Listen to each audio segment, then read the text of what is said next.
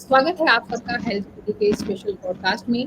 कुछ तकनीकी खामियों की वजह से हमारा जो पहला सेशन हम लोग बातचीत कर रहे थे वो पूरा नहीं हो पाया था और हमें उस मीटिंग को खत्म करना पड़ा था। अब हम दोबारा आपके सामने हाजिर हैं और हमारे सारे एक्सपर्ट भी हमारे साथ जुड़ चुके हैं। डॉक्टर अंशुमान भी थोड़ी देर में ज्वाइन करेंगे। तब तक हम लोग बातचीत कर रहे थे डायबिटीज़ पर। डायबिटीज़ जो होती है वो अगर हम दो जी, आप में से किसी की आवाज़ इको कर रही थी शायद इसलिए। जी हाँ, तो मैं ये जानना चाहती थी डॉक्टर दीक्षित आपसे कि आप अगर मैं एक आम आदमी की भाषा में जानना चाहूँ कि डायबिटीज़ यानी शुगर जो होती है वो क्या होती है, क्यों होती है, क्या वजह होती है उसकी? जी, तो आप थोड़ा-सा हमें आम आदमी की भाषा में बताइए प्लीज़। जी, ये इसको हिंदी में मधुमेह कहा जाता है। जिसकी ब्लड में शुगर का लेवल जो है वो बढ़ जाता है, नॉर्मल लेवल से कहीं ज़्यादा हो जाता है।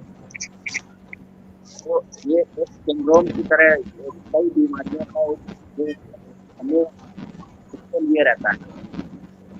तो शुगर में जो डायबिटीज़ मेलाइटस है, जहाँ पे हम बात करते हैं डायबिटीज़ मेलाइटस, तो इसमें इनका जो शुगर लेवल है वो नॉर्मल लेवल से अधिक हो जाता है।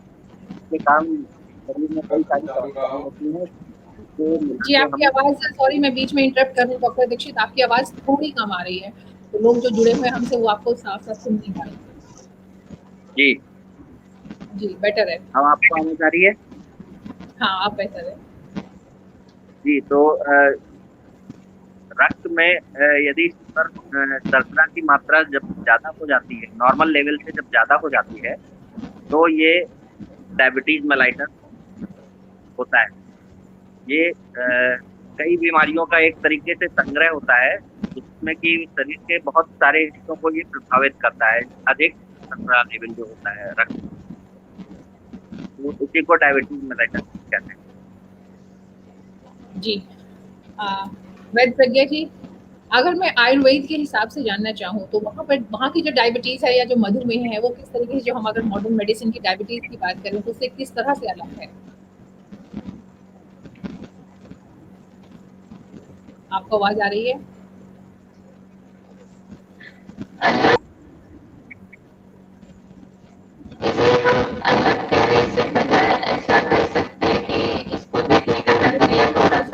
मैडम आपकी आवाज़ सब मुझे लग रहा है कि या तो आपके यहाँ पे माइक किसी और चीज़ में ऑन है, आपके मोबाइल के साथ, या कहीं और कोई और एक और साउंड साथ में आ रहा है जिस वज़ह से आवाज़ साफ नहीं आ रही है। जी, आप एक बार देख लीजिए कि कहाँ इश्यू है। जी, वेदानंद जी, इतने में मुझे उम्मीद है कि आप मेरे सवाल का जवाब इतनी देर में आप ज़रूर दे पाएँगे। इतने जी, वहाँ से प्रॉब्लम हमारी खत्म होती है जी, नेक्स्ट। जी। जी। डायबिटीज़ को देखने का जो तरीका दृष्टिकोण आयुर्वेद का है, वो थोड़ा-सा एलोपैथ से अलग है। हम लोग थोड़ा ब्रॉड में देखते हैं, इसमें हम लोग जो है हमारे यहाँ मूत्र के रोग, वो भी उसमें सम्मिलित किए गए हैं। उसके साथ ही साथ रक्त के रोग, उसको भी सम्मिलित किया गया है।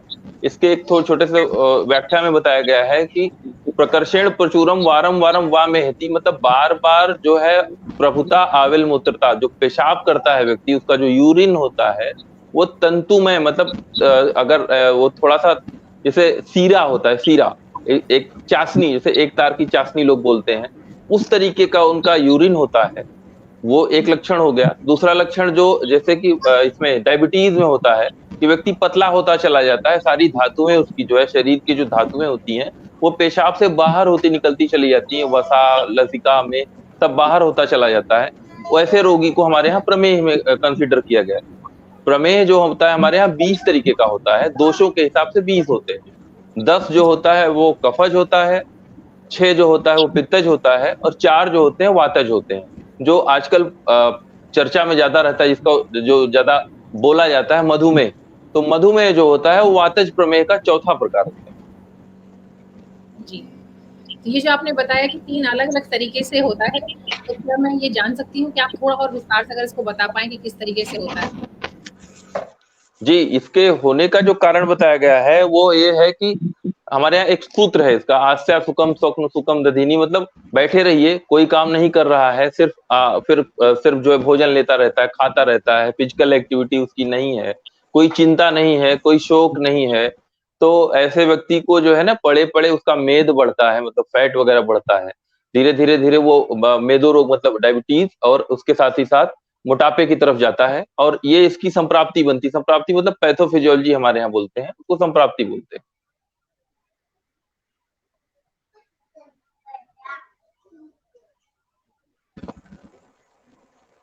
सॉरी, माफ कीजिएगा, मेरा ही माइक म्यूट था। प्रज्ञा जी, आप सुन पा रही हैं? प्रज्ञा जी, आपको मेरी आवाज आ रही है?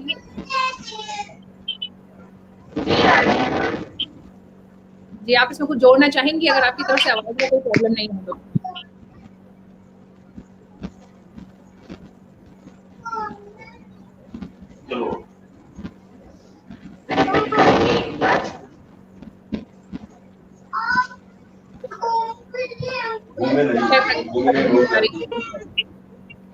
डॉक्टर दीक्षित, आपको मेरी आवाज आ रही है? आप सुन पा रहे हैं? जी, तो ये जो अभी बता रहे थे कि आयुर्वेद के हिसाब से अगर हम लोग बात करते हैं तो उसमें 20 तरह का जो होता है वो प्रमेय होता है, लेकिन जहाँ तक मॉडर्न मेडिसिन की बात करें तो हम मुख्यतः 2 तरह की डायबिटीज की बात होती है, डायबिटीज 1 एंड डायबिटीज 2। इसका जो हमारे यहाँ जो कारण है वो मेनली जो पैनक्रियाज जो है, जिसको अग्नाशय कहते हैं, वो उससे दो अग्नाशय से उसमें आइसलेट्स ऑफ पैनक्रियाज एक तरीके की सेल्स होती हैं, जिससे कि 3 तरीके के हार्मोन निकलते हैं। इसमें अल्फा, बीटा और गामा सेल्स होती हैं, जो कि अल्फा ग्लूकागॉन निकालता है, बीटा सेल्स जो होती हैं इंसुलिन को निकालती हैं, और तीसरा जो है सोमैटोस्टेटिन निकालता है। तो वो इंसुलिन जो है वो रक्त से कोशिका के अंदर जो शुगर है, शर्करा है, उसको लेने की कोशिश करता है। तो उसी इंसुलिन के कारण या तो वो रिसेप्टर जो रक्त से शर्करा को अंदर ले जाते हैं कोशिका के अंदर, उस रिसेप्टर की क्रियान्वयन में यदि गड़बड़ है, या इंसुलिन के सिक्रीशन में पैनक्रियाज यदि गड़बड़ हो गया है, अब हो गई हैं, तो वो इस तरीके से दिक्कत होती है। यदि वो इंसुलिन जो है प्रॉपर सिक्रीशन नहीं हो रहा है, या उसका सही तरीके से रिसेप्टर से काम नहीं कर पा रहा है, जो कि शुगर को कोशिका के अंदर, तो यदि शुगर कोशिका के अंदर नहीं जा पाएगा तो उसमें शर्करा की जो मात्रा को बढ़ने, और वो जब एक लिमिट, जैसे कि रीनल थ्रेशोल्ड हम कहते हैं, 180 ब्लड शुगर लेवल होता है, तो जब उसको क्रॉस कर जाता है तो वो पेशाब में आने लग जाता है। यदि वो और जो हमारे यहाँ नॉर्मल शर्करा का लेवल होता है रक्त में, वो होता है 70 से 100 तक, और 100 से 125 तक का जो शुगर लेवल होता है वो कहलाता है प्री डायबिटिक रेंज, और 125 से ऊपर वो डायबिटिक रेंज में कहलाता है। तो इस तरीके से जो एलोपैथ में कहते हैं कि शुगर का जो है वो बढ़ना, जो शुगर कहलाता है, रक्त में शुगर का लेवल जो है। अंशुमान सर भी जुड़ चुके हैं हमारे साथ। सर जी, आप जी, बहुत बहुत स्वागत है। आज एक्चुअली हम लोगों ने जब बातचीत शुरू की थी तो बहुत सारे टेक्निकल प्रॉब्लम इसमें आ रहे थे। अभी हमारे साथ वैद्य प्रज्ञा भी जुड़ी हुई थी, लेकिन उनके साथ भी कुछ इशू है, तो वो भी स्ट्रीम से निकल चुकी हैं। जी, हम लोग बात कर रहे थे डायबिटीज पर, कि डायबिटीज यानी मधुमेह किस तरीके से, जो दोनों विधाओं की बात करें, मॉडर्न मेडिसिन की बात करें, आयुर्वेद की बात करें, तो किस तरह से दोनों में अलग अलग तरीके से हम समझ सकते हैं। तो हमसे जुड़े एक्सपर्ट ने इस बारे में बताया है, लेकिन फिर भी मैं चाहती हूँ कि अगर आप कुछ और ऐड करना चाहें।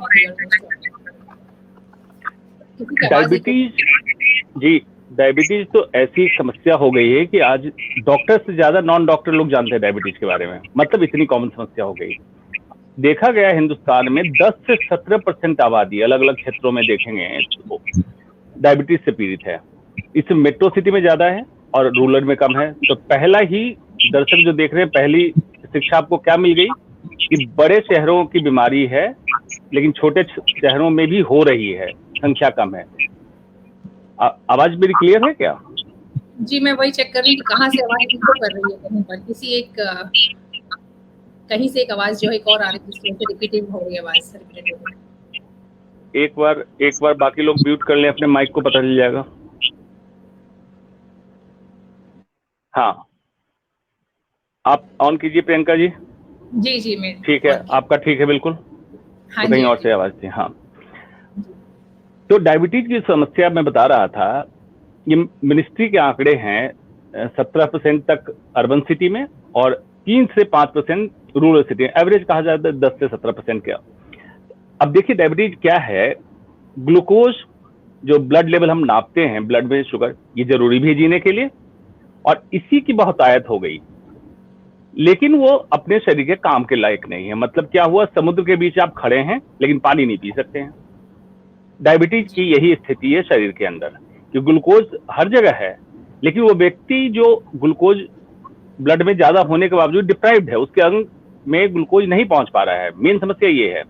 तो इसको अगर हम पब्लिक की भाषा में समझें तो ये समस्या ऐसी हो गई कि ग्लूकोज या तो जो प्रोसेस है बनने का वो बन रहा है, इंसुलिन उसको कंट्रोल नहीं कर रहा है, या तो ग्लूकोज तो ठीक बन रहा है लेकिन इंसुलिन रेजिस्टेंस हो गया सेल के लेवल पे। यही दो तरीके हैं इसको समझने के।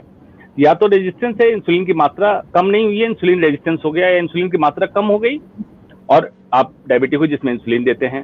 तो ये घर घर की बीमारी क्यों हुई, इस पे समझने की क्या जरूरत है। पिछले 30-40 साल में डायबिटीज जिस कदर से इसकी रफ्तार बढ़ती जा रही है, ये एक साइलेंट किलर है।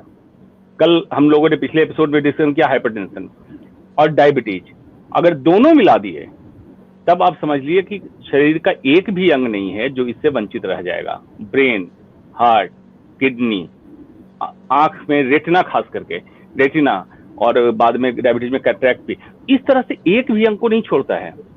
तो सोचिए कि इसमें जागरूकता की कितनी जरूरत है कि हर व्यक्ति सिर्फ ये जागरूक हो जाए कि ब्लड शुगर कंट्रोल कैसे करना है, मतलब सम की स्थिति में बना के कैसे रखना है, मतलब ग्लूकोज कम भी ना हो और ग्लूकोज ज्यादा भी ना हो।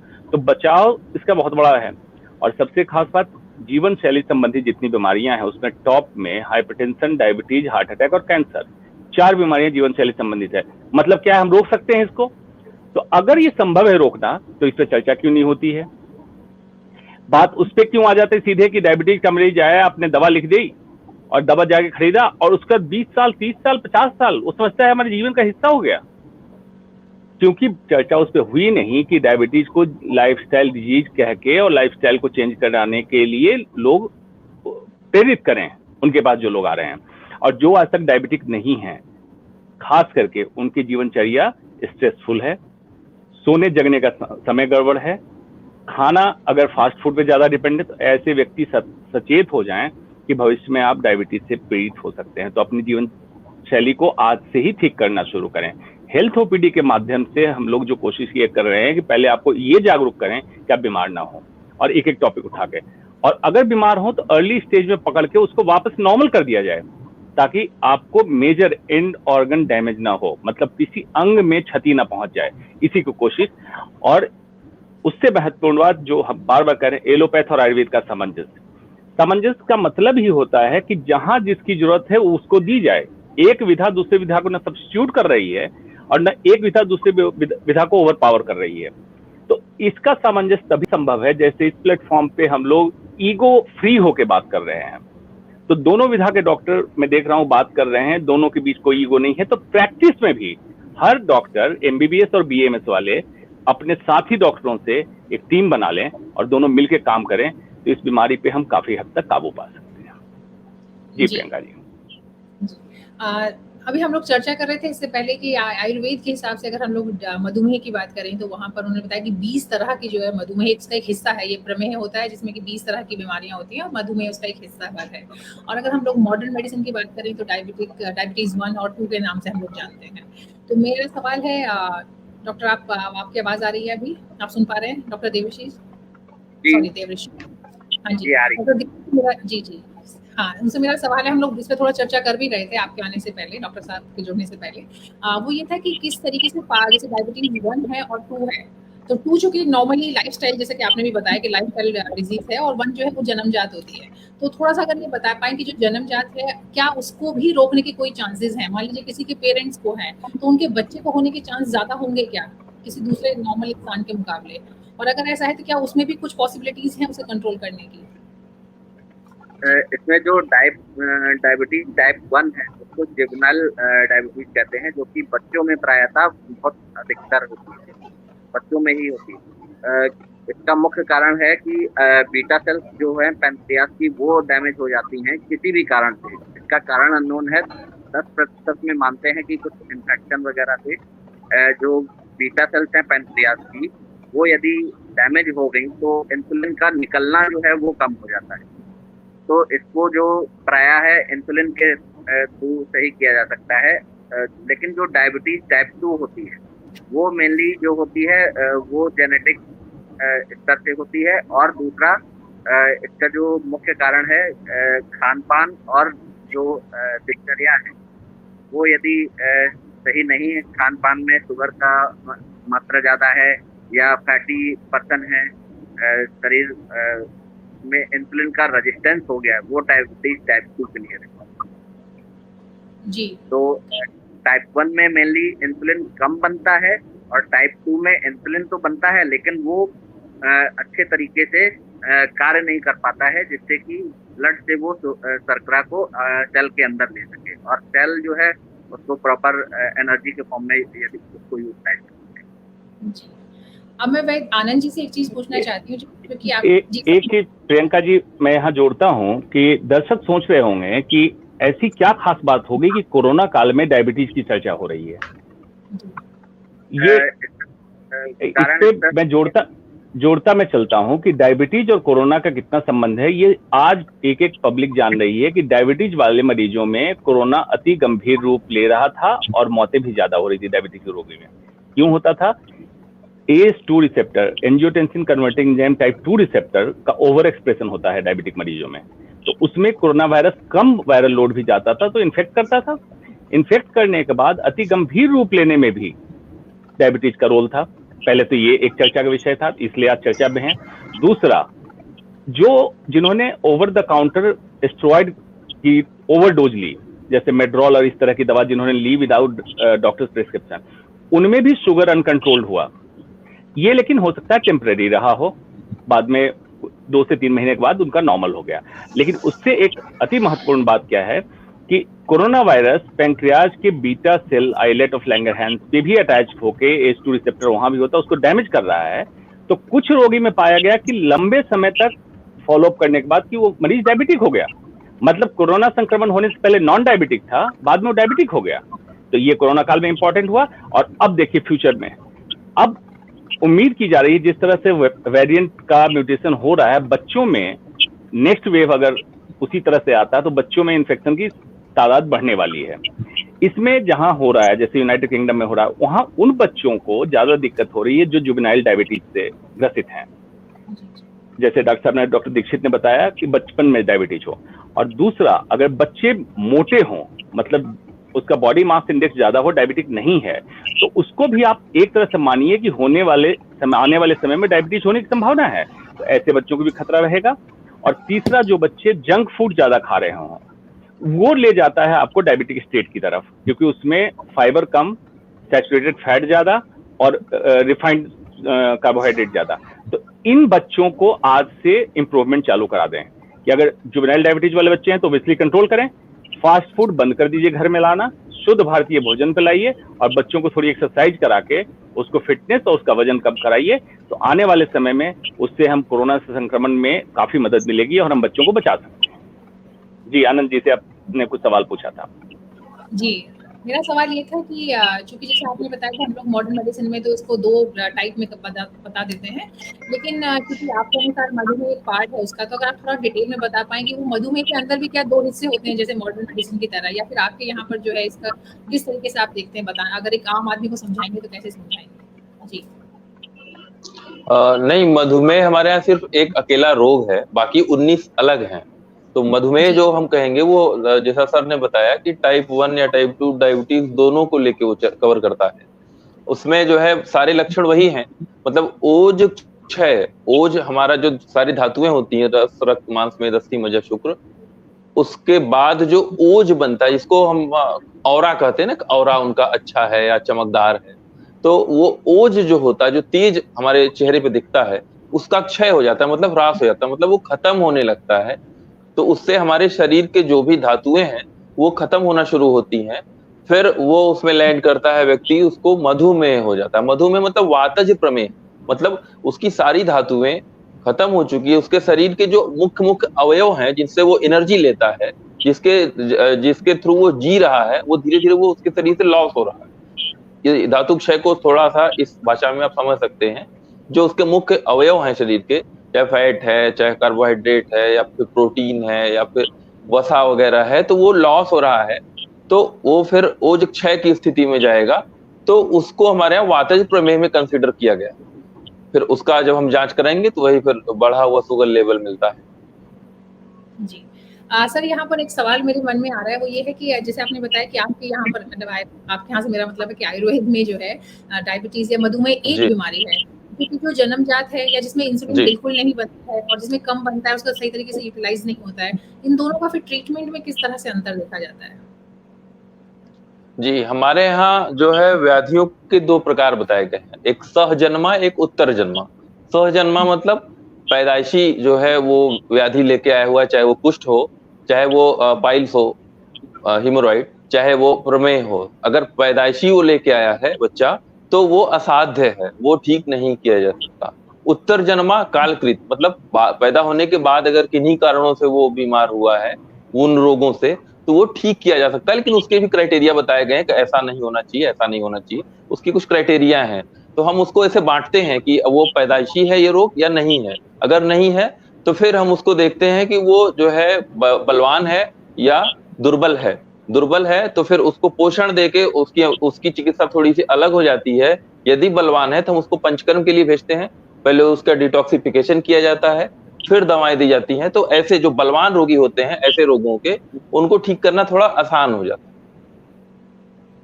जी। डॉक्टर अंशुमान, आप इसपे प्रियंका जी मुझे लगता है दर्शकों के लिए दोनों विधा के डॉक्टर हमारे साथ बैठे हैं, एलोपैथ और आयुर्वेद के, इनसे ये समझते चलें कि जो व्यक्ति आज डायबिटिक नहीं है, ओब्वियसली कोई बीमार नहीं होना चाहता है, तो वो अपने जीवन शैली में क्या क्या करे कि डायबिटीज होने की पॉसिबिलिटी और संभावना कम रहे, और जिनको अर्ली डायबिटीज स्टेट है उनके जीवन शैली में क्या क्या बदलाव होना चाहिए। बाकी दवाइयों गोलियों की हम बात नहीं करेंगे, वो जिस डॉक्टर से दिखा रहे हैं वहां दिखाएं, लेकिन जिनको नहीं है वो अपने जीवन शैली कैसे रखें, मतलब एक भारतीय की जीवन शैली कैसी होनी चाहिए। आनंद जी से शुरू करते हैं, और क्या क्या करे कि वो डायबिटीज से अपने आप को बचा के रखे।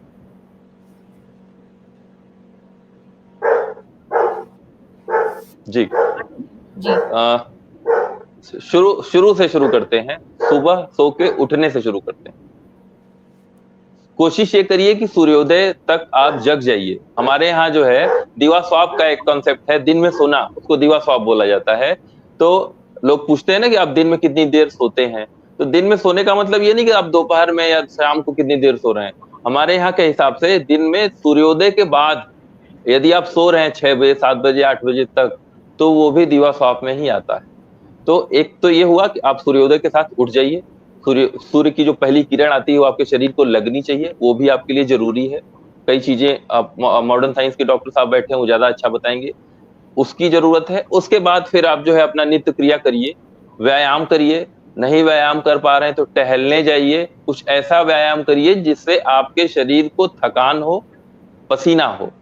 शरीर आयास से जन्य कर्म व्यायाम कहा गया है, मतलब शरीर में जो है थोड़ा सा थकान हो, तनाव हो, उसको व्यायाम कहा गया। तो पसीना हो, उसके लिए भी हमारे यहाँ लिमिट बताई गई है कि आधे शक्ति तक ही व्यायाम करना है, पूरी शक्ति तक व्यायाम नहीं करना है।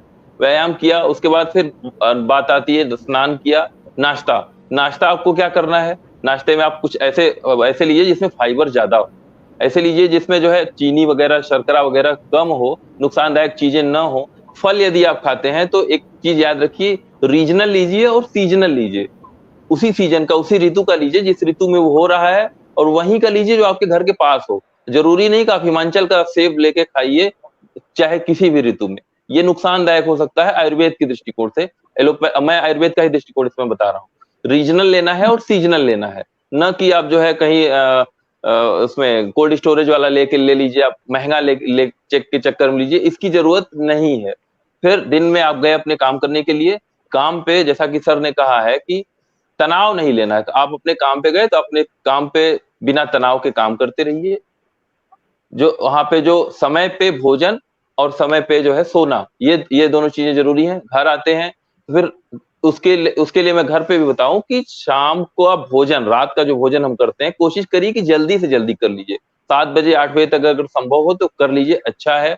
रोटी में आप जो है मल्टीग्रेन ले सकते हैं, उसमें गेहूं की मात्रा कम रखिए, उसमें जो है आप ज्वार, बाजरा और जौ की मात्रा ज्यादा रखिए, इन सबसे ज्यादा फायदा होने वाला है। ऐसे रोगियों को जो प्री डायबिटिक हैं या जिनको आगे चल के बचना है, उनके लिए मैं बता रहा हूँ। उसके बाद फिर सोने के 2 घंटे पहले कम से कम ये नियम रखिए कि सोने के 2 घंटे पहले हमको भोजन कर लेना है। भोजन करने के बाद हमारे यहाँ एक नियम बताया गया है कि 100 कदम तक टहलना चाहिए या फिर वज्रासन में बैठ जाइए। फिर उसके बाद फिर आप अपनी जो कर्म कर रहे हैं उसको करें, नींद के लिए जाएं। समय से सोना और समय से जगना। सर यहाँ मेरा एक सवाल है, जो आपने अभी कहा कि वज्रासन में बैठ जाएं या फिर 100 कदम चलें, तो ये 100 कदम से तो एक मतलब कितनी दूरी चलनी चाहिए और ये कितनी देर बाद? खाने के तुरंत बाद तो नहीं चल सकते हैं, आई थिंक एक टाइम फ्रेम होता होगा कि आप इतनी देर बाद बैठ सकते हैं वज्रासन में, या अगर आप टहलना चाहते हैं थोड़ी देर के बाद, तो कितना नहीं, अंतर होना चाहिए? आप खाना खाने के तुरंत बाद भी वज्रासन में बैठ सकते हैं। एक आसन में, योग में यही एक आसन है जो भोजन के बाद किया जाता है, बाकी सारे आसन जो है खाली पेट करने चाहिए। तो आप वज्रासन तुरंत खाना खाने के तुरंत बाद बैठ सकते हैं। जैसे आप मान लीजिए 3 मिनट, 4 मिनट, 5 मिनट तक आप वज्रासन लगा सकते हैं तो लगाइए। उसके बाद उठिए, उठने के बाद आपको खुद ही लगेगा कि वज्रासन के कारण आपका पैर थोड़ा सा सिकुड़ गया है, मुड़ गया है, तो उसको खोलने के लिए भी और खाने को पचाने के लिए भी आप टहलिए, और घर में ही टहलिए, बाहर जरूरी नहीं कि आप बाहर जाइए, घर में ही गिनती से 100 कदम टहलिए। आपको अच्छा लगे तो 100 का 200 भी कर सकते हैं, लेकिन 100 कदम मिनिमम। जी, इस पे मॉडर्न मेडिसिन का एक इनपुट दे देता हूँ। जो आनंद जी ने कहा, सूर्योदय के समय जगिए और सूर्यास्त के करीब करीब खाना खा के जितनी जल्दी हो सके सो जाइए। मॉडर्न मेडिसिन में एक चीज है सर्काडियन रिदम। दिन निकलने के साथ बायोलॉजिकल क्लॉक हम बोलते हैं सिंपल लैंग्वेज में, ब्रेन में एक पॉइंट है जहां पे डिटेक्ट हुआ, वो देखता है क्या, सनरेज के साथ आपको जगाता है और सनसेट के साथ आपको सुलाता है। मतलब सारी सिंपैथेटिक एंड पैरासिम्पैथेटिक एक्टिविटी उसी हिसाब से हैंडल करता है। यही कारण है, यही बायोलॉजिकल क्लॉक है जिसके कारण जो फ्लाइट से ट्रेवल करते हैं, खास करके ऐसे देश में जो हमसे विपरीत समय में है, मतलब हिंदुस्तान में दिन है, उनके यहाँ रात है, तो जैसे अमेरिका, तो उनको जेट लैग की प्रॉब्लम आती है क्योंकि उनका circadian rhythm biological clock India के हिसाब से सेट है। अब नई जगह गए तो सोने का समय तो हो गया, लेकिन वहां दिन है, अब इंसान को नींद नहीं आ रही है, तो जेट लैग है क्योंकि सनराइज हुआ है। तो इसको जितना आप प्राकृतिक, जैसा प्रकृति ने आपको बनाया है, जितना प्राकृतिक, जितना स्वाभाविक, जितना सहजता और सरलता से अपने जीवन को रखेंगे, बीमारी से उतनी दूरी बनी रहेगी। तो इसमें कोई ऐसा रॉकेट साइंस नहीं है। हमारी कोशिश पूरी ये रह रही है हेल्थ ओपीडी के द्वारा कि मेडिकल साइंस को बहुत ही साधारण तरीके से कैसे आपको समझा दिया जाए ताकि आप अपने आप को बीमारी से बचा लें। पहला यही उद्देश्य है हमारा हेल्थ ओपीडी। जी। डॉक्टर एक दीक्षित, चीज और मैं इसमें ऐड करना चाहूंगा जो छूट गया था। पहला कि फल आप लेते हैं तो दिन में लीजिए, मतलब जब तक धूप हो 2 बजे के पहले तक आप फल ले लीजिए। दूसरा, खाना खाने का, भोजन करने का हमारे एक नियम बताया गया है। भोजन में आपके जो है मतलब सारे तरीके के रस हो, रस मतलब टेस्ट, मतलब मीठा भी हो, खट्टा भी हो, तीखा भी हो, कसाय भी हो, कड़वा भी हो, लेकिन उसका एक नियम है कि सबसे पहले क्या लेना है, मीठा लेना है। सबसे पहले मीठा खाना है। हमारे यहाँ आजकल नियम ये है कि डेजर्ट के नाम पे लोग मिठाई सबसे बाद में लेते हैं, वो गलत है। अब सबसे पहले मीठा लेना है, फिर मधुर हो गया, फिर उसके बाद अम्ल, मतलब उसके बाद अगर आपके भोजन में कुछ खट्टा है तो खट्टा लेना है, मधुर, अम्ल, लवण मतलब नमक, उसके बाद नमकीन पदार्थ खाना है, फिर कटु मतलब तीखा, मतलब जैसे मिर्चे वाला जो तीखा होता है वो, उसके बाद तिक्त मतलब करेला वैसे स्वाद का वो, फिर कषाय मतलब जैसे सुपारी होता है या फिर जामुन होता है वो। तो ये एक क्रम बताया गया है भोजन करने का। जो हमारे भोजन है उनमें उन टेस्ट के वो सारे खाद्य पदार्थ होने चाहिए, पहला। और दूसरा, उनका खाने का एक नियम है, उसी क्रम में आप लेंगे तो आपको बीमारियां नहीं होंगी। इसका वैज्ञानिक आधार गुरुजी बताएंगे आपको।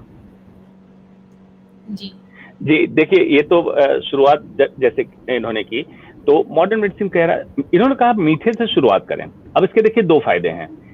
ब्रेन में सेटाइटी सेंटर है और सेटाइटी सेंटर मतलब संतुष्ट, जहां से हम महसूस होता है खाना हमने खाया, संतुष्ट हो गए। कभी कभी देखते हो किसी को कहते हुए कि पेट तो भर गया लेकिन मन नहीं भरा है, मतलब सेटाइटी सेंटर उनका अभी तक फीडबैक नहीं लिया है कि हमारा खाना उपयुक्त हो गया। सेटाइटी सेंटर फीडबैक लेता है ग्लूकोज से। ब्लड ग्लूकोज लेवल बढ़ा तो सेटाइटी सेंटर कहता है कि बॉडी में खाना आ गया है, अब मत खाओ। तो क्या फायदा होगा? पहले आप मीठा लेंगे तो ब्लड में ग्लूकोज पहुंचेगा, सैटाइटी सेंटर को सिग्नल दे देगा कि भैया ग्लूकोज आ गया। अब आगे का जो खाना लेंगे ऑटोमेटिकली आपका कम होने लगेगा, तो ओवर ईटिंग नहीं होगी, मोटापा से बचेंगे। मोटापा से बचे तो डायबिटीज से बच जाएंगे, हार्ट अटैक से बच जाएंगे, हाइपरटेंशन से बच जाएंगे, कैंसर से बच जाएंगे। तो कितनी छोटी सी चीज हुई। उसके बाद आपको बताया गया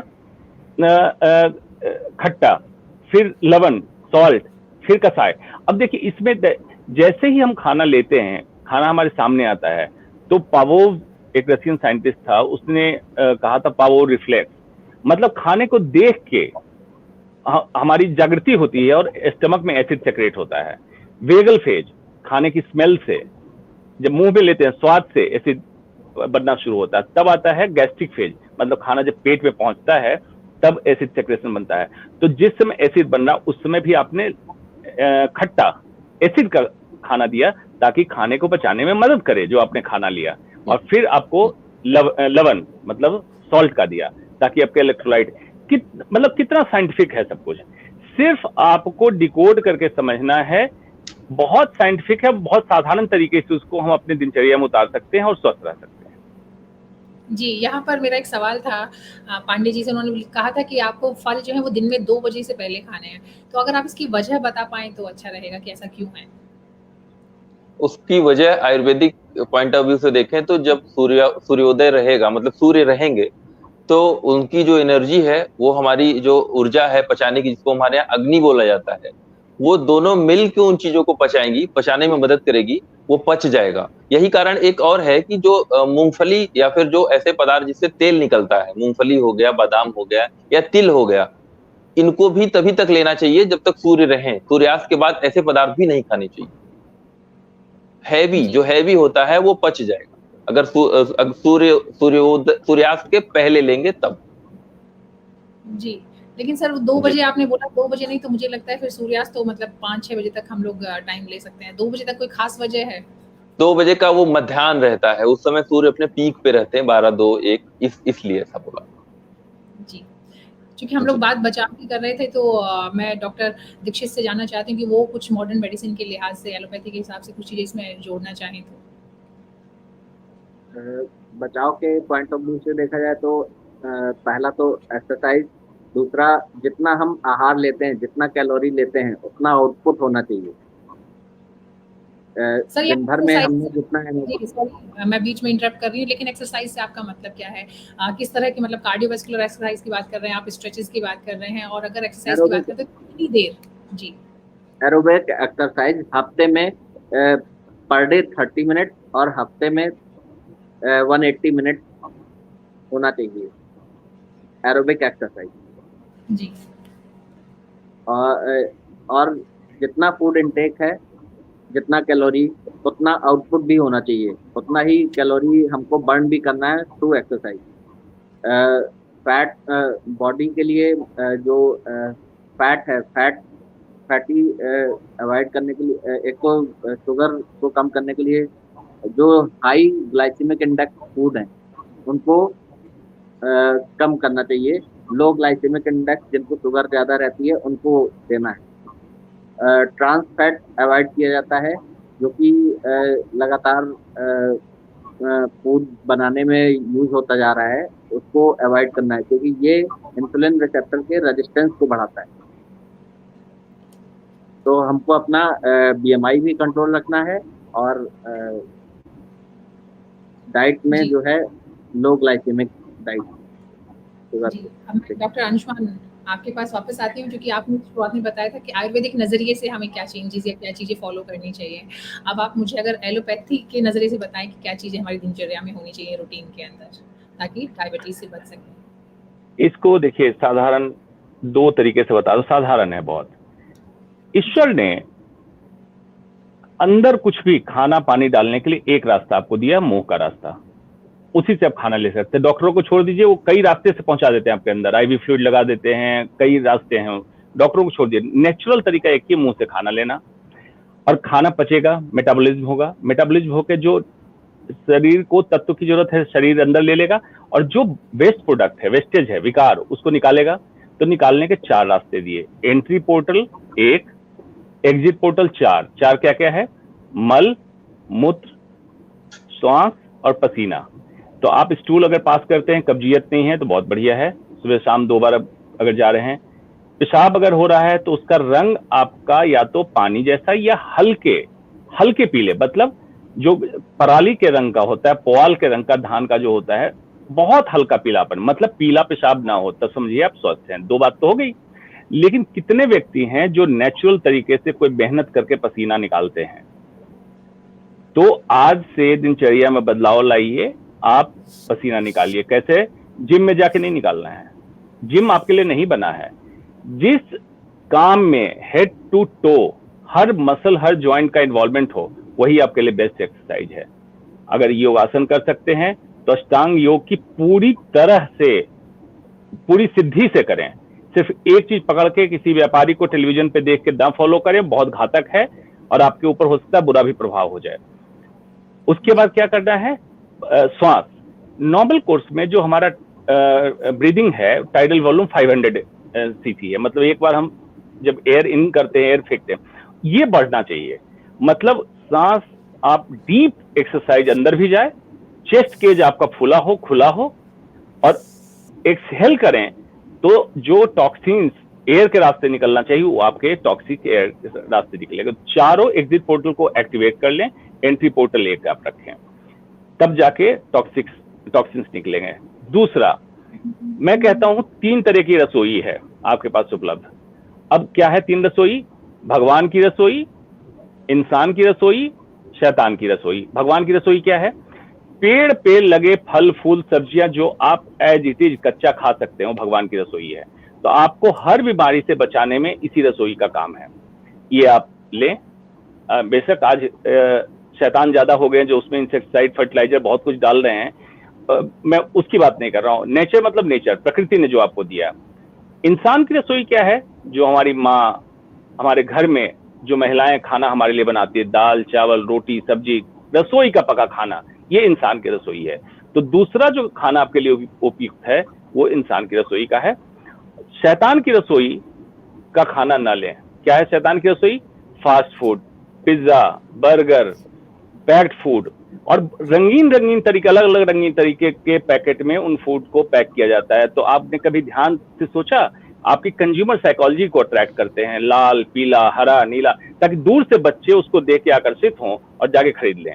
फिर उसमें कुछ ऐसा टैंगी टेस्ट तैयार किया जाता है, चाहे आप किसी भी ब्रांड का कुछ भी लें, जो बच्चे अट्रैक्ट हो रहे हैं उसके ऊपर, उनके टेस्ट बड को इस तरह से आदत लगा देता है कि उसकी तरफ। तो ये शैतान की रसोई है। क्यों कह रहा हूं शैतान की रसोई? कोई भी आपके लिए खाना बनाने को तैयार नहीं है। आज तो घर की महिलाएं, घर के सदस्य लोग अपने लोगों के लिए खाना नहीं बना रहे हैं। तो सोचिए कि कोई व्यापारी आपके लिए खाना बना रहा है, भूल जाइए। वो अपना व्यापार सिद्ध कर रहा है, आपका पैसा भी ले रहा है, फिर आपको बीमार कर रहा है, फिर आपको अस्पताल के नेक्सस में डाल रहा है। तो पूरी तरह आपके स्वास्थ्य के साथ खिलवाड़ कर रहा है। इसलिए मैं कहता हूं शैतान। तो शैतान की रसोई का खाना आज से बंद, इन चीजों को चालू। प्लास्टिक का इस्तेमाल कम से कम कर दीजिए। उसको भी कई हार्मोनल डिसऑर्डर में देखा गया है, बिस्फोस्फेनल ए एंथैलेट जो निकलता है प्लास्टिक से। तो प्लास्टिक की बोतल अगर आपके फ्रिज में है तो उसको निकालिए, खत्म कीजिए। खाना जो ले जा रहे हैं प्लास्टिक के डब्बे में मत ले जाइए। प्लास्टिक बैग्स का इस्तेमाल कम कर दिए, ताकि कम से कम चीज आपके शरीर के अंदर थैलेट्स या बिस्फोस्फेनल ए लेके जाए, क्योंकि ये कई हार्मोनल डिसऑर्डर्स में देखा गया इसका रोल, जिसमें थायराइड सबसे ऊपर है। बाकी कई अन्य भी हैं, और इनफर्टिलिटी, इम्पोर्टेंस और कैंसर जैसी बीमारियां भी हो रही है। तो प्लास्टिक को आप घर से निकाल दें। जी, बहुत ही बढ़िया बातें आपने हमें बताई। और चूंकि हमारी सारी चर्चा की जो है वो जड़ ही है कि हमें किस तरीके से बीमारी को होने से रोकना है, यानी खुद को बीमार पड़ने से रोकना है, और इलाज तो उसमें सेकेंडरी है। लेकिन चूंकि हम लोगों ने बचाव पे बात की, विस्तार से बात की, अब मैं जानना चाहती हूँ कि अगर पूरी कोशिश के बाद भी, अच्छी दिनचर्या या रूटीन के बाद भी आप बीमार हो जाते हैं या डायबिटीज़ आपको हो जाती है, तो तब उसका जो सही उपचार है वो क्या होना चाहिए? इसमें एक और सवाल मेरे मन में है कि जो टाइप 2 डायबिटीज़ है, इसको लेकर कहा जाता है कि रिवर्सिबल है। तो आई थिंक जब हम लोग उपचार की बात करेंगे तो ये सारी चीज़ें इसके अंदर कवर हो जाएंगी। जी, डॉक्टर दीक्षित, अगर हम लोग इलाज की बात करें, अगर आप दोनों के बारे में बता पाएं कि सही तरीका क्या होता है इलाज का, और इंसुलिन की जरूरत कब पड़ती है? का जो प्राइमरी ट्रीटमेंट है वो इंसुलिन ही है। क्योंकि उससे बीटा सेल से इंसुलिन निकलना बंद हो गया है, इंसुलिन की कमी है। तो जो शरीर की शुगर है, रक्त में शुगर है, उसको एब्जॉर्प्शन, सेल में एब्जॉर्प्शन करने के लिए इंसुलिन हमको चाहिए, तो इंसुलिन हमको बाहर से देना पड़ता है। दूसरा जो टाइप 2 है, इसमें रिसेप्टर की इनसेंसिटिविटी है, तो उसको बढ़ाने के लिए हमको फिजिकल एक्सरसाइज, जो एरोबिक्स है, जो कि रिसेप्टर की सेंसिटिविटी को, जैसे जैसे बॉडी मास इंडेक्स कम होगा, फैट सेल्स बॉडी में कम होंगी, इंसुलिन के रिसेप्टर की सेंसिटिविटी बढ़ती है। ये स्टडी में प्रूवन है। तो एक ये। दूसरा, हमको जो हाई ग्लाइसेमिक जो डाइट है उसको कम करना है। लो ग्लाइसेमिक इंडेक्स वाली जो डाइट है उसको अपने आहार में लाना है। तीसरा है कि जो दवाइयाँ हैं, कुछ हम दवाइयाँ 2 तरीके से दी जा सकती हैं, oral medicine and injectable medicine. Injectable में तो इंसुलिन है, उसके कई सारे टाइप्स हैं, short acting, long acting, intermediate acting. वो इंसुलिन जो है दिन में कितने बार लेना है और कितना उसका एक्शन होना चाहिए, उसके हिसाब से। उसके पहले हम लोग देते हैं ओरल हाइपोग्लाइसेमिक ड्रग, OHA जिनको कहते हैं। इनकी कई सारी क्लासेस हैं, जिनका प्राइमरी फंक्शन जो होता है इंसुलिन का जो अमाउंट है वो प्रॉपर है, जिससे कि जो भी रिसेप्टर हैं वो काम कर सकें। कम से कम रिसेप्टर भी हों, वो भी अधिक से काम कर सकें। तो या तो वो, या कुछ दवाइयाँ हैं जो कि यूरिन से ग्लूकोज की आउटपुट को बढ़ाती हैं, कई कई रिसेप्टर्स पे काम करती हैं। तो वो दवाइयों को पहले हम कुछ 1 या 2 मेडिसिन से स्टार्ट करते हैं, बाद में उसी की अदर मेडिसिन 3-4 तरीके की इनको स्टार्ट कर सकते हैं। लेकिन जब बहुत ज़्यादा शुगर लेवल होता है तो फिर हमको इंसुलिन पे ही जी। वैद्य आनंद जी, अगर आप आयुर्वेद के हिसाब आनंद जी आयुर्वेद का पक्ष रखें, उसके पहले मैं दोनों के बीच को ब्रिज कर देता हूँ। दीक्षित जी ने बिल्कुल बता दिया कि क्या क्या इलाज है, सब ठीक है। 2 चीजें और करें। जब मरीज आपके पास आता है, पहली बार डायबिटीज का मरीज जब आता है, तो उसको प्रॉपर आधे घंटे का समय देके उसको बीमारी समझाइए कि डायबिटीज बीमारी होती क्या है। क्या होगा कि वो मरीज जैसे जागरूक होगा तो अपने रास्ते बनाने लगेगा, क्योंकि कोई मरीज बन के नहीं रहना चाहता है। तो उसको बीमारी की जानकारी दें और जीवन शैली की जानकारी दें। और जो बात मैं कह रहा था, आपके जो भी दोस्त आयुर्वेद के चिकित्सक वैद्य हैं आसपास, उनको इन्वॉल्व कर लीजिए डायबिटीज वाले रोगी के लिए। खास करके पहले दिन से आपका इमीडिएट एक्टिंग इंसुलिन देके, जैसे भी आप दवा देके कम कर रहे हैं शुगर को, साथ साथ आयुर्वेद की दवा चलने के बाद टाइप 2 डायबिटीज रिवर्सिबल है। आप लाइफ विदाउट पिल्स उसको डाल सकते हैं, लेकिन सिर्फ सामंजस्य की जरूरत है। और करें, करके देखें। अगर एक स्टडी की जाए कि एक आम में मरीज आ रहा है, शुगर की रिपोर्ट, HbA1c की रिपोर्ट लेके आ रहा है, डॉक्टर उसको दवा दे रहा है। दूसरे आम में डॉक्टर उसको अच्छे से बीमारी के बारे में बता रहा है, काउंसलिंग कर रहा है, फिर दवा दे रहा है, और साथ में डिग्रीधारी आयुर्वेद के वैद्य को इन्वॉल्व कर रहा है। देख लीजिए रिकवरी रेट किसमें ज्यादा है, किसमें मैक्सिमम मरीज विदाउट पिल्स हो गए हैं। एकदम ऑथेंटिकेटेड, ऑथोरिटेटिव मैं बता रहा हूं कि इसमें सेकेंड आर्म में रिजल्ट बेहतर आएगा। लेकिन ये ना समझें कि आयुर्वेद कुछ भी ले लेंगे साइड इफेक्ट नहीं होगा। आयुर्वेद की दवाओं में साइड इफेक्ट है। काउंटर से जाके खरीद के कभी मत खाइएगा, और किसी अज्ञानी अनपढ़ के रिकमेंडेशन पे तो कभी मत खाइएगा। ये भी एक प्रॉपर साइंस है, जिसने आयुर्वेद की दवाओं को पढ़ा है, समझा है, उसी से सलाह लीजिए। अब आनंद जी बताएंगे आयुर्वेद के बारे में। जी, हमारे यहाँ जो है 2-3 तरीके से इसका इलाज हम लोग करते हैं। जैसा कि सर ने बताया, पहले प्रॉपर उसकी हिस्ट्री लेनी है, हिस्ट्री लेने के बाद उसके कारण तक पहुंचना है।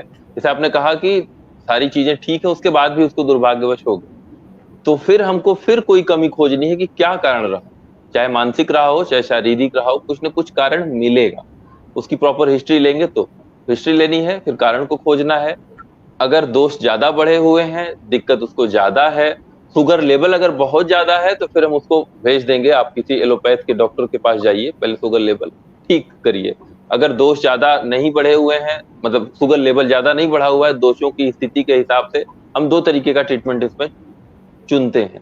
पहला, पंचकर्म करते हैं। पंचकर्म करने के बाद फिर जो है हम उनको दवाएं देना शुरू करते हैं। दूसरा, अगर वो पंचकर्म कराने की स्थिति में नहीं है मरीज, कराने की स्थिति से मेरा मतलब होता है कि उसका शरीर कराने की स्थिति में नहीं है, तो फिर हम उसको दवाओं पे ही रखते हैं।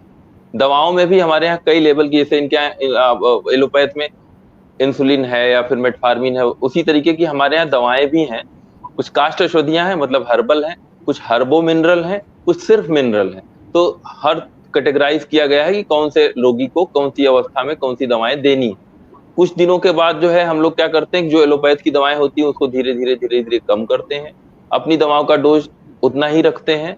फिर कुछ समय बाद मॉनिटर करते हुए, ऐसा नहीं कि आंख बंद करके, इसको मॉनिटर करते रहेंगे, अपनी दवाओं का डोज थोड़ा कम करते चले जाएंगे।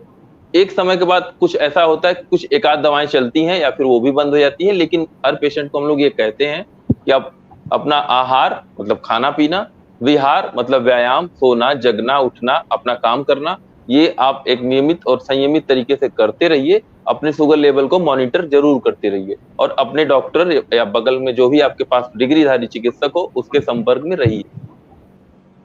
जी। मेरा सवाल यहाँ पर ये है, मैंने हालांकि शायद पहले भी पूछा था इस बारे में कि इंसुलिन बंद करने की एक पॉसिबिलिटी होती है क्या? किन मामलों में ऐसा होता है कि जो इंसुलिन बंद की जा सकती है? ये मुझसे है। डॉक्टर आप भी बताइए, मैं डॉक्टर दीक्षित से भी चाहूंगी, दोनों से चाहूंगी कि आप दोनों ही इसका जवाब दें। जी जी आवाज आ रही है? इंसुलिन हम जी अगर आयुर्वेद के पॉइंट ऑफ व्यू से देखा जाए तो इंसुलिन बंद करने के चांसेस होते हैं। हम लोगों ने ऐसा किया है कि इंसुलिन बंद हुई है और हमारी दवाओं पे पेशेंट आया है, लेकिन उसके पहले फिर वही पंचकर्म वाली प्रक्रिया से गुजरना पड़ता है, फिर हमारी दवाओं पे पेशेंट डिपेंड होता है, उसके बाद फिर हम अपनी भी दवाएं कम करते हैं। हमारा ये उद्देश्य नहीं रहता कि पेशेंट हमारे यहाँ आ गया, या हमारे यहाँ से मतलब है आयुर्वेद में आ गया तो हम जो है अपनी दवाओं पे उसको डिपेंड कर लें, लाइफ लॉन्ग अपनी दवाएं दें। हमारा ऐसा बिल्कुल उद्देश्य नहीं होता, हम उसको ठीक करना चाहते हैं दवाओं से और उसके अपने दिनचर्या में बदलाव करने के बाद इंसुलिन बंद होती। खास तौर पे अगर जो जन्मजात वाले मरीज बता रहे हैं उनमें भी कोई पॉसिबिलिटी है क्या? नहीं, उनमें पॉसिबिलिटी नहीं।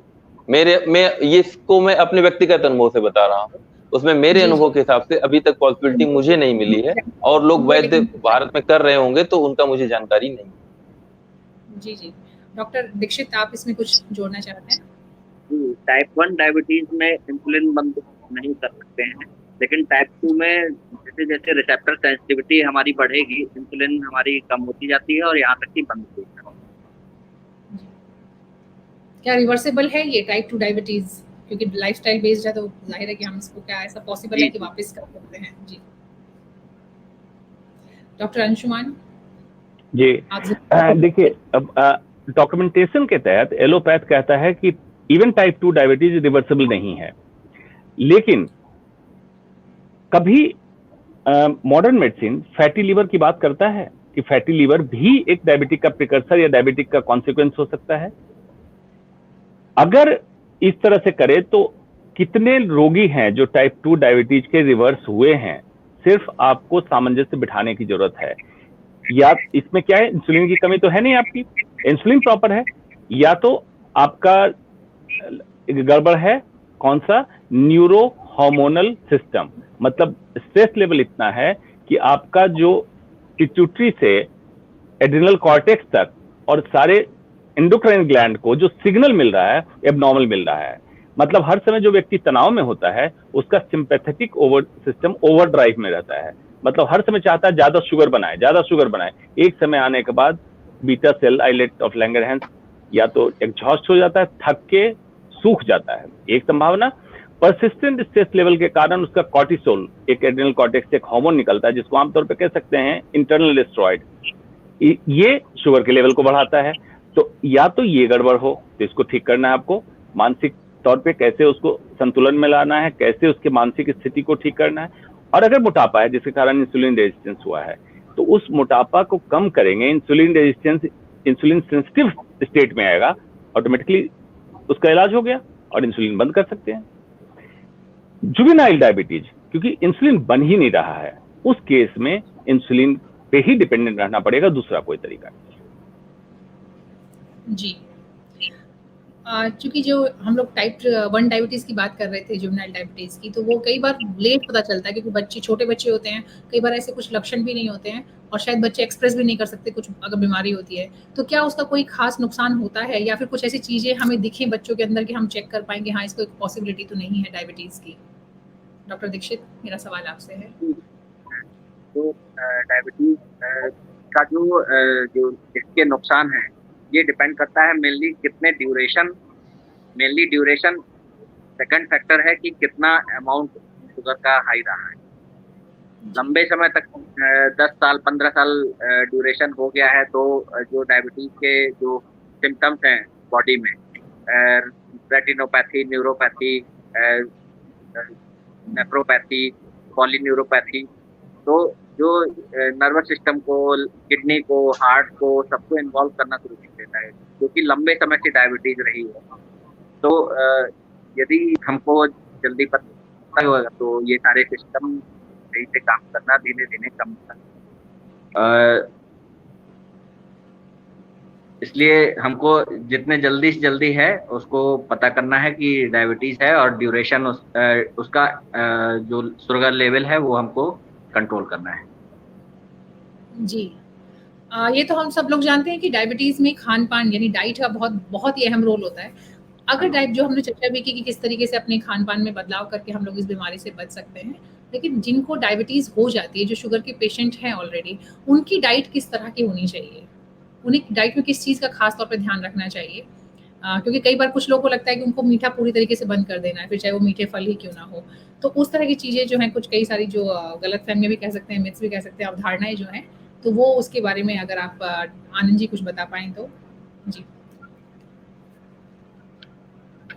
जैसा कि डॉक्टर दीक्षित सर ने बताया, ग्लाइसेमिक इंडेक्स को देखते हुए हमको अपनी डाइट को चुनना होगा। ग्लाइसेमिक इंडेक्स जिनका लो होगा वैसे अवयव, वैसे सब्जियां, वैसे फल आप चुनिए, उसको खाइए। एक चीज और मैं बताना चाहूंगा थोड़ा सा, हमारे जो किचन में जो मसाले हैं और पर्टिकुलर उस सब्जी के लिए उसी मसालों का जो डालना होता है, जैसे एक उदाहरण के लिए लौकी हो गई या कद्दू हो गया, उसमें जो है छौंक लगाई जाती है मेथी से। तो उसको इसलिए किया गया है कि उसका ग्लाइसेमिक इंडेक्स ज्यादा होता है, वो उसको बैलेंस करता है, सम अवस्था में लाता है। तो प्रॉपर जो हमारे यहाँ व्यंजन बनाने के जो तरीके ऋषि मुनियों के समय से बताए गए थे, वो इसीलिए बताए गए थे कि उनका ग्लाइसेमिक इंडेक्स को वो सम रखेगा। एक तो ये हो गया। दूसरा जो है, हमारे आयुर्वेद के हिसाब से जो अनाज लेना है वो पुराना अनाज लेना है, नया अनाज नहीं लेना है। चाहे चावल हो गया, चाहे गेहूं हो गया, चाहे जो मतलब अनाज जो भी आप लेते हैं, वो 1 साल 2 साल पुराने अनाज का आप सेवन करेंगे, नए अनाज का सेवन आप नहीं करेंगे।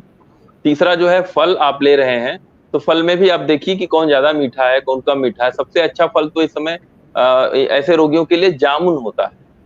लेकिन उसके लिए भी मैं ये जरूर रिकमेंड करूंगा कि किसी डॉक्टर से, चिकित्सक से, आयुर्वेद के चिकित्सक से या एलोपैथ के चिकित्सक से पूछ के ही उसका सेवन करना शुरू करें।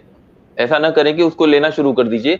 एक एक चीज ये भी देखी गई, जामुन के सिरके बहुत बहुतायत में मिलते हैं, लोग अपने से खरीद के पीते हैं जामुन के सिरके। जो डायबिटीज के रोगी होते हैं उनके लिए मैं बताना चाहूंगा कि यदि वो मधुमेह में होंगे और वो जामुन के सिरके पी रहे होंगे तो उनका वात प्रकोप और वो बढ़ा सकता है। तो हो सकता है उनका शुगर लेवल वो कम करे, लेकिन और कहीं ना कहीं वो दिक्कत करेगा, चाहे गठिया में, चाहे न्यूरोपैथी में, चाहे नेफ्रोपैथी में। तो बिना किसी, अगर उसको दवा के रूप में भी ले रहे हैं तो उसको किसी चिकित्सक से पूछ के ही लेना चाहिए। जी। जी। डॉक्टर दीक्षित, आप उस टाइम कनेक्ट नहीं हो पाए थे। हम लोग बात कर रहे थे डाइट पर। शुगर के जो पेशेंट्स हैं, जो मरीज हैं, उनकी डाइट किस तरह की होनी चाहिए? मेनली लो ग्लाइसेमिक इंडेक्स वाले जो फ्रूट्स हैं, जैसे जामुन है, खीरा है, ये फ्रूट जो फाइबरस डाइट है वो हमको बढ़ानी है, जिससे कि जो इनटेक है शुगर का वो एक तो स्टूल के थ्रू काफी कुछ आउट हो जाए। दूसरा, एब्जॉर्प्शन जो है शुगर का एक कंट्रोल्ड अमाउंट में हो जाए, सडन इंक्रीज नहीं होगा। तो इस तरह के हमको डाइट लेनी है कि जिससे कि शुगर, फाइबर्स डाइट लेनी है, जंक फूड नहीं खाना है, एक्सरसाइज करनी है। ये अब मैं डॉक्टर अंशुमान से चाहूंगी कि वो कुछ इसमें ऐड करें अगर करना चाहें तो, अदरवाइज जी। जी। देखिए, याद करने के लिए बड़ा साधारण है। डायबिटीज को ऐसे समझें कि बैंक बैलेंस, कितना पैसा आप जमा कर रहे हैं और कितना निकाल रहे हैं। देखना यही है कि आपके बैंक में रिजर्व अमाउंट कम हो, बैलेंस कम हो। तो क्या करना है आपको, अगर मान लीजिए 2000 रुपये का नोट आप रखेंगे और वर्सेस 100 रुपये या 50 रुपये के नोट की गड्डी रखेंगे, तो आपको मान लीजिए 1800 कैलोरी चाहिए। एक ऑफिस में काम करने वाले व्यक्ति को माना जाता है 1800 कैलोरी पूरे दिन में चाहिए। तो आप कैलोरी काउंट तो नहीं करते रहेंगे बैठ के। तो अगर मान लीजिए कि खाने को 2000 के नोट में जमा करेंगे, तो ये आपके लॉकर को भरने में ज्यादा गड्डियां चाहिए, तो कैलोरी आप ज्यादा लेके तभी भर सकते हैं। तो उस 2000 के नोट को रिप्लेस कर दीजिए 50 रुपये या 100 रुपये के नोट से। कहने का मतलब ज्यादा खाना हो लेकिन उसमें एक्चुअल ग्लूकोज कंटेंट कम हो जाए, तो पेट भर गया आपका, लेकिन नेट रिजल्ट आपको कम में मिला। तो आपको अपने चुनना है, अपने रीजन के हिसाब से। शुद्ध भारतीय भोजन जब मैं कहता हूं, तो ये नहीं कि मैं कहता हूं कि केरल का आदमी आके बिहार का लिट्टी चोखा खाना चालू कर दे। अपने रीजन का लो ग्लाइसेमिक इंडेक्स की जो बात कर रहे हैं उसको दर्शक के लिए मैं समझा देता हूं, जिसमें ग्लूकोज, खास करके फ्रुक्टोज, सुक्रोज, इस तरह की चीजें या ग्लूकोज इटसेल्फ ज्यादा ना हो। कॉम्प्लेक्स कार्बोहाइड्रेट इतना डैमेजिंग नहीं है जितना सिंपल कार्बोहाइड्रेट डैमेजिंग है। तो आपको अपने एरिया के हिसाब से उन खाना को चुनना है जिसको बचपन से आपने खाया है और जिसके कारण शुगर की मात्रा कम हो सके। उसी को हाई फाइबर जो बोल रहे हैं उसको, वही नोट की गड्डी वाली बात है कि लॉकर भर गया, पेट आपका लॉकर है, तो आप गड्डियों को मोटा कर दीजिए, उसका टोटल कंटेंट कम कर दीजिए। अगर आप दूसरा जैसे पिज्जा मंगा के खाएंगे तो कैलोरी बहुत चली जाएगी और पेट फिर भी खाली रहेगा। Coke, cold drink, packed food, packed juice, ये सब ना लें, उसमें बहुत ज्यादा एडल्ट्रेशन है, प्रिजर्वेटिव भी है और एडेड शुगर है, तो आपके डायबिटीज को डिस्टर्ब करेगा। इन छोटी छोटी चीजों का ध्यान करना है, आपका ये जीवन बिल्कुल डायबिटीज मुक्त हो सकता है। जी, अभी तक की हमारी बातचीत में हम लोगों ने बचाव पे बात की, इलाज पे बात की, और मुझे लगता है कि मोर और लेस हम लोग सारी जो चीज़ें थी इसके अंदर कवर कर चुके हैं। कुछ सवाल ले लेते हैं। यहाँ पर इन्होंने किसी ने पूछा है कि डायबिटीज का सबसे अच्छा इलाज किस में पाया जाता है, एलोपैथी, आयुर्वेद या होम्योपैथ? डॉक्टर अंशुमान, आप सुन रहे हैं? जी, देखिए यही समस्या होती है। सबसे अच्छा का डेफिनेशन, उसकी परिभाषा एक विधा दे ही नहीं सकता है। सबसे अच्छा का मतलब ही होता है कि पहले तो इन दोनों तीनों के बीच में जो बंटवारा है इसको खत्म करें। सबसे अच्छा मतलब व्यक्ति एक है, बीमारी एक है। अब सारी विधाओं को सामंजस्य बिठा कर अगर इलाज करें तो आप मानिए कि मैक्सिमम बीमारियों का इलाज अच्छे तरीके से होकर बिना ऑर्गन डैमेज किए कम समय में और दवाएं बंद हो जाएगी। लेकिन इस पे सिर्फ सोच बदलने की जरूरत है, चिकित्सक, वैद्य सभी को और पब्लिक को भी एक सोच बदलने की जरूरत है कि बेस्ट वही होगा जो आपके लिए पर्सनलाइज किया जाएगा, कस्टमाइज किया जाएगा। मतलब जूता जब खरीदने जाते हो तो अपने साइज का तो लेते हैं, किसी और के साइज का जूता तो पहनेंगे नहीं। तो अपने इलाज को कस्टमाइज कराइए, न कि आप बेस्ट के चक्कर में चले जाइए और पता चला वर्स्ट हो जाए आपके लिए। जी। एक और सवाल है, यह है डायबिटीज में इंसुलिन की जरूरत कब पड़ती है? डायबिटीज में टाइप 2 इन्होंने पूछा है। टाइप 2 नॉर्मली ओरल हाइपोग्लाइसेमिक से कंट्रोल हो जाता है, लेकिन जब ओरल हाइपोग्लाइसेमिक की डोज बढ़ाने के बाद भी ब्लड शुगर लेवल कंट्रोल में नहीं आ रहा है, अगर मान लीजिए कोई सर्जरी होनी है तो जल्दी ब्लड शुगर कंट्रोल में होना चाहिए, उसमें ओरल हाइपोग्लाइसेमिक में टाइम लगता है, इंसुलिन चाहिए। अगर मान लीजिए कोई एब्सेस, इन्फेक्शन, इस तरह की चीज हो जाए और उनको टाइप 2 डायबिटीज है, उसमें ओरल हाइपोग्लाइसेमिक स्विच ओवर करके इंसुलिन पे चले जाते हैं, क्योंकि जल्दी से जल्दी जख्म को भरना है और जो पस बना हुआ उसको निकालना है। तो ये कुछ कुछ प्रोसेस होता है, जो भी डॉक्टर इनको ट्रीट कर रहे हैं वो खुद से डिसाइड कर लेंगे, कोई बहुत रॉकेट साइंस नहीं है। जी। एक और सवाल है कि डायबिटीज में बॉडी में वेट कैसे गेन करें? 10 किलो वेट कम हो गया है इनका। तो आई थिंक आप दोनों ही इसका जवाब दे सकते हैं। जी, पहले मैं समझा देता हूँ, फिर पांडे जी समझा देंगे कैसे करेंगे। मैं समझा देता हूँ कि कम क्यों होता है। डायबिटीज में होता है पॉलीयूरिया, पॉलीडिप्सिया, पॉलीफेजिया। पॉली मतलब बहुत, यूरिया मतलब बहुत पेशाब ज्यादा आएगा। तो ये इसलिए होता है कि ब्लड आपका हाइपर ऑस्मोलर हो जाता है, तो रात में कई बार आपको पेशाब के लिए जाना पड़ रहा है, डायबिटीज का लक्षण। पॉलीडिप्सिया, क्योंकि पानी का नुकसान हो रहा है तो प्यास ज्यादा लगेगी आपको।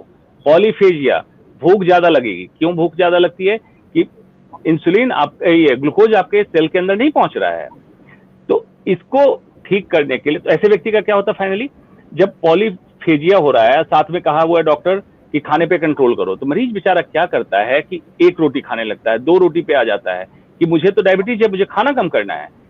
मसल मतलब जो मांसपेशियां हैं, जो मसल वॉल्यूम है उसका कम होने लगता है, बोन डेंसिटी कम होने लगती है, क्योंकि वहां से प्रोटीन डिसॉल्व करके ग्लूकोज बनाने के काम में आ रहा है। तो जब आपको ठीक करना है डायबिटीज के रोगी का, तो सबसे पहली चीज देखिए कि उसका जो बॉडी वेट कम होने लगा था, अगर रिगेन होने लगा, रिगेन से मतलब है फैट नहीं, मसल मास रिगेन होने लगा, तो व्यक्ति अच्छे इलाज की तरफ बढ़ रहा है। अब आनंद जी बताएंगे कैसे रिगेन होगा। जी, जैसे हमने बताया ना, हमारे यहाँ 2 तरीके की जो है इसमें चिकित्सा बन जाती है, एक दुर्बल, एक सबल। तो ये इनका जो प्रश्न है वो दुर्बल वालों के लिए है। तो इसमें हम लोग पंचकर्म नहीं करते, इसमें हम लोग शमन चिकित्सा देते हैं और पोषण चिकित्सा देते हैं। ऐसी चिकित्सा करते हैं जो वात का शमन करेगा, शमन मतलब कम करेगा, कम का मतलब बैलेंस करेगा, वात को सम करेगा, उसके साथ ही साथ पोषण करेगा। पोषण का मतलब जो इनकी धातुएं कम हुई हैं, जैसे मसल मास घट गया और जो है इनका बोन डेंसिटी घट गई, उसको पोषित करेगा। ऐसी चिकित्सा हम लोग देते हैं। ऐसे औषधियों का चुनाव किया जाता है कि उनको वही दवाएं देनी है उनकी अग्नि मतलब डाइजेशन के हिसाब से, उनकी प्रकृति के हिसाब से, तो वो उनके लिए ही अलग होंगी दवाएं, वो कस्टमाइज्ड होता है। तो यहाँ दवा मैं नहीं बता पाऊंगा उनके हिसाब से क्या उचित होगी, लेकिन उनका वजन बढ़ जाएगा और वो बहुत ज्यादा बढ़ाने की जरूरत नहीं है, स्वस्थ रखने की जरूरत है, तो वो स्वस्थ हो जाते हैं। जी, ये बात तो सच है कि दवाई नहीं बता सकते हैं, लेकिन कुछ टिप्स दे सकते हैं हम लोग, अपनी जो घरेलू टिप्स हैं जो इस्तेमाल कर सकते हैं, जो कि इसमें वजन बढ़ाने में मदद कर सकते हैं।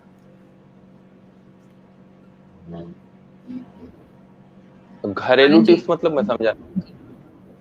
कुछ चीजें घर में होती है, जैसे कहा जाता है कि दूध के साथ केला लेना होता है, मतलब मैं इसके एक्सपर्ट नहीं हूँ, लेकिन एक आम बोलचाल में मतलब सुना हुआ है बहुत सारे लोगों से, या खजूर खाने से जो है वेट गेन में फायदा होता है। तो ये मैं जस्ट जानना चाहती हूँ, क्योंकि इनको डायबिटीज है, तो ऐसे में कुछ चीजें ऐसी भी हो सकती है कि जो खुद से भी वो लोग कर सकते हैं। कुछ ये भी मैं इनको कहूंगा कि ये किसी चिकित्सक की सलाह के बाद ही लें। आप पूछ रहे हैं इसलिए मैं बताता हूँ। कुछ ड्राई फ्रूट्स हैं, जैसे अखरोट है या फिर बादाम है, इनका उपयोग ये कर सकते हैं, लेकिन कभी भी दूध के साथ कोई भी फल नहीं लिया जाता। कहीं कहीं किन्हीं केस में, कहीं कहीं किन्हीं ग्रंथों में दूध के साथ आम लेने का विधान बताया गया है, लेकिन दूध के साथ कोई भी फल लेना ये स्लो पॉइजन होता है। जो लोग स्वस्थ हैं और अपना वजन बढ़ाना चाहते हैं, उनके लिए भी मैं बताता हूँ कि दूध के साथ केला नहीं लेना चाहिए। हाँ, ये मैं वही कह रही हूँ, क्योंकि ये अच्छा हुआ मैंने ये सवाल आपसे पूछा, क्योंकि ये बहुत कॉमन है, ये चीज़ बहुत सारे घरों में जो है दूध के साथ केला दिया जाता है बच्चे को वजन बढ़ाने के लिए। जी, डॉक्टर दीक्षित, आप इसमें कुछ और चीज़ बता सकते हैं, क्योंकि ये वजन बढ़ाने का इनका एक सवाल है कि डायबिटीज़ की वजह से इनका वेट लॉस हुआ है, तो क्या ये वजन बढ़ा सकते हैं, किस तरीके से दवाइयों के अलावा? प्रोटीन डाइट बढ़ानी होगी। शुगर की डाइट, जो हाई ग्लाइसेमिक चीजें हैं वो कम रखते हुए, जैसे सुबह में चने लेना, इस तरह से सुबह जो आहार है वो लेना है हाई प्रोटीन डाइट का, जिसका कि शुगर लेवल स्लोली बढ़ेगा और उसका जो है कम रहेगा जी, ड्यूरेशन। और दूसरा होता है कि डाइट को, जैसे छोटी छोटी मील्स को टाइम छोटे, जैसे हर 2 घंटे बाद कुछ डाइट लेते रहना, उस तरीके से धीरे धीरे शुगर का जो अमाउंट लेवल बढ़ाना है बॉडी में, एकदम से नहीं बढ़ाना है, तो शुगर भी कंट्रोल रहेगा और धीरे धीरे उससे वेट गेन भी होता रहेगा। मल्टीपल टाइम्स डे जो डाइट लेनी है। एक सवाल और है, ये है, हमेशा फ्रेश होने की शंका बनी रहती है, मतलब लगता है इनको शायद कब्ज से रिलेटेड कुछ प्रॉब्लम है, और इसका कोई इलाज, इस वजह से इनको सीने में दर्द भी महसूस होता है। आनंद जी, मुझे लगता है कि इसका जवाब बेहतर दे पाएंगे। जी, इनको सीने में दर्द रहता है और फ्रेश होने की शंका बनी रहती है। मतलब हमारे यहाँ एक रोग होता है ग्रहणी, तो ये ग्रहणी रोग में है, जिसको एलोपैथ में IBS के नाम से बोला जाता है। सीने में दर्द रहता है, मतलब सीने में दर्द, इनको उदावर्त नाम का हमारे यहाँ कोई रोग होता है, जो गैस नीचे की तरफ पास होनी चाहिए वो नीचे नहीं पास हो रही है, इसी कारण इनको लगता है कि इनको जाना चाहिए, लेकिन मल की शंका इनको बनी रहती है और वो पास नहीं हो रहा है, साफ नहीं हो रहा है। तो जो अपान वायु का काम होता है पेट को साफ करना, तो इनको अपान की दृष्टि है, ये किसी जो है ये बहुत, इनका जो रोग है बड़ा आसान सा है, जल्दी ठीक होने वाला रोग है। अपने पास के किसी चिकित्सक को दिखा के ठीक कर लें। इनको उदावर्त है और उसके साथ साथ इनको अपान वायु की दुष्टि। जी। एक और सवाल है, ये हालांकि हमारे जो एक्सपर्ट हैं मैं देखती हूँ, नी इन्फ्लेमेशन के लिए क्या किया जाए, कुछ बता सकते हैं सर आप इसमें? जी, नी इन्फ्लेमेशन मतलब घुटने में सूजन, सिंपल है। ये एक्यूट हो सकता है, मतलब अभी कोई इनको इन्फेक्शन हुआ है, चोट लगी है, इन्फ्लेमेशन, या क्रोनिक हो सकता है जिसमें अर्थराइटिस और ये सारी चीजें। बेहतर होगा किसी ऑर्थो के डॉक्टर को आसपास में दिखाएं, वो ज्यादा बेहतर होगा, क्योंकि ये बहुत ब्रॉड ग्रुप है नी इन्फ्लेमेशन, इस पर पूरी एक किताब लिखी जा सकती है। जी। तो ये हमने जो कुछ सवाल थे वो हमने लिए हैं इस पे, और मुझे लगता है कि काफ़ी अच्छी बातचीत रही है आज की हमारी इस सेशन की। मैं अपने सारे एक्सपर्ट्स को दिल से शुक्रिया अदा करती हूँ कि हमसे जुड़ने के लिए और इतना सारा वक्त हमें देने के लिए। Thank you so much. Priyanka ji, इस पे मैं दर्शकों से गुजारिश करूंगा कि आप अपने क्वेरी को हेल्थ ओपीडी पे डालें, ताकि आप जो क्वेरी करेंगे उसी से हमें पता चलेगा कि भारत में देशवासियों को किन चीजों के जानकारी की जरूरत है, जागरूकता की जरूरत है। तो आप हेल्थ ओपीडी पे लिखिए कि किन बीमारियों पे चर्चा चाहते हैं, उसमें एलोपैथ आयुर्वेद के चिकित्सक वैद्यों को बुला के और एक सामंजस्य बिठा के आपको रास्ता दिखाया जाएगा। लेकिन आपके फीडबैक की जरूरत है, जब आप डालेंगे, जब बताएंगे, तभी हम आपके तक पहुंचा पाएंगे। जी जी बिल्कुल। अगर चाहते हैं कि जितने भी एक्सपर्ट्स हमारे साथ जुड़े हैं अलग अलग सेशंस में, उनकी बातचीत अगर किसी वजह से आप सुन नहीं पाए हैं, तो उसके लिए आप हेल्थ ओपीडी के यूट्यूब चैनल पर जाकर के सुने। एक चीज मैं और ऐड करूंगा। आपके जो भी दर्शक जो है जैसे सवाल पूछते हैं, उनकी कोई समस्या है, शारीरिक समस्या, कोई रोग है उनको, तो यदि उनको कोई दिक्कत है और वो कुछ संपर्क करना चाहते हैं, तो हमारा ऐसा कोई उद्देश्य नहीं है कि हम जो है यहाँ पे अपनी प्रैक्टिस को प्रचारित करें, लेकिन हम उनकी मदद कर सकते हैं। हमको उसके एवज में उनसे कुछ अपेक्षा नहीं है। हाँ, लेकिन हमारा साइंस ऐसा है कि कस्टमाइज्ड है। हम किसी रोगी के लिए यहाँ पे किसी पोर्टल पे बैठ के दवा नहीं बता सकते। उनको जो मदद चाहिए हम वो कर सकते हैं, वो अपने माध्यम से हमसे संपर्क कर सकते हैं। आपके यहाँ जाके आपके चैनल पे या कमेंट बॉक्स में लिख दें, अपनी स्थितियां बता दें, या फिर अपना नंबर दे सकते हैं तो नंबर दे दें, तो उससे हम उनसे संपर्क कर सकते हैं और हम बता सकते हैं। जो मदद हो पाएगी हम करने का प्रयास करेंगे। तो ये आनंद जी के बिहाफ पे मैं बता देता हूँ कि हेल्थ ओपीडी के दर्शकों को ये सुविधा निःशुल्क दी जाएगी, कोई चार्ज नहीं लगेगा। जी शुक्रिया सर, क्योंकि बहुत सारे लोग हैं जो कि अपनी पर्सनल प्रॉब्लम शेयर करते हैं, और हमारी कोशिश होती है कि हम एक्सपर्ट के थ्रू जो लोग हमसे जुड़े उनके जरिए उनकी जो मदद कर पाएँ, उनके जो जवाब हैं वो उन तक पहुंचा पाएँ। और इसके लिए हमारे पेज हेल्थ ओपीडी के पेज पे जुड़ सकते हैं, यूट्यूब चैनल को सब्सक्राइब कर सकते हैं, वहाँ जाके लिख सकते हैं, और हेल्थ ओपीडी की जो ईमेल आईडी है healthopdindia@gmail.com, उस पर भी अपना सवाल भेज सकते हैं।